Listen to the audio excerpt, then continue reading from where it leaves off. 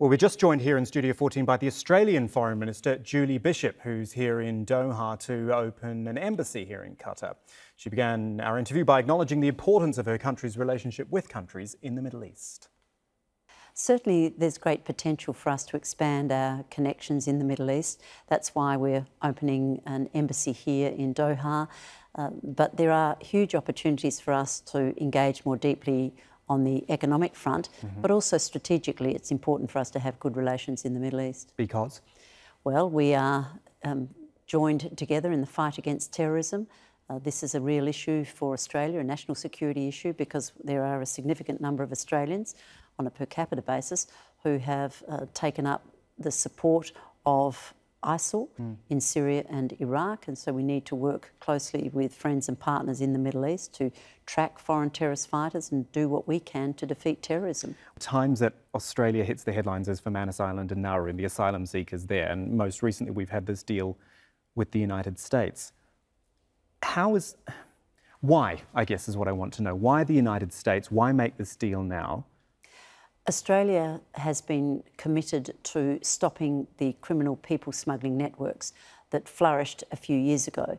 And when we came into government in 2013, we were determined to dismantle these people smuggling networks that prey on vulnerable people, extract enormous sums of money from them, put them on unseaworthy boats, and then they make a very dangerous journey to Australia. And we've seen the consequences of this type of action in Europe, where the people smugglers are making a fortune out of the misery of others, and we've seen significant numbers of deaths at sea. This was occurring on the journey to Australia, so we've put a stop to that. We have dismantled the people smuggling trade into Australia. What it meant was that a number of people who were seeking asylum were sent to offshore processing centres in Manus and Nauru. We inherited this burden, this caseload, and we're seeking to resolve it, which we've done with an arrangement with the United States, with Cambodia, with Papua New Guinea, with Nauru. You talked about the misery of these people and stopping the criminal activities going on. I understand that, but these people are miserable still on Manus Island and Nauru as well, and that's been well documented. There are those who have been found to be owed protection, and we are working with third countries for them to be resettled. There are those who are found not to be refugees, not to be owed protection, and we're working to send them back. So Australia has been working very hard to resolve the situation that we inherited in 2013. And what we have done is close 17 detention centres. We have removed all children that were put in detention by the previous government, and we're now finding resettlement opportunities for those who are found to be genuine refugees. Do you acknowledge, though, the conditions and the hardship that they go through there? Because we've reported it ourselves on Al Jazeera. We've spoken to people who've worked as teachers, in fact, in Nauru, and they've talked about the terrible conditions that people are in. I've visited Nauru. So tell me, what do you... The conditions are adequate.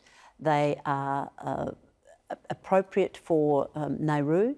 The conditions that are given to those who are in detention in Nauru are in some instances better than the conditions that the people of Nauru themselves experience. And what we've been seeking to do is find resettlement opportunities for them. Some of them have been resettled in Nauru and have started businesses and are living there. Likewise, in Papua New Guinea, there are opportunities for those who are found to be genuine refugees to be resettled in Papua New Guinea. Many Australians live in Papua New Guinea, and many Papua New Guineans find the circumstances obviously to be ideal for Papua New Guineans.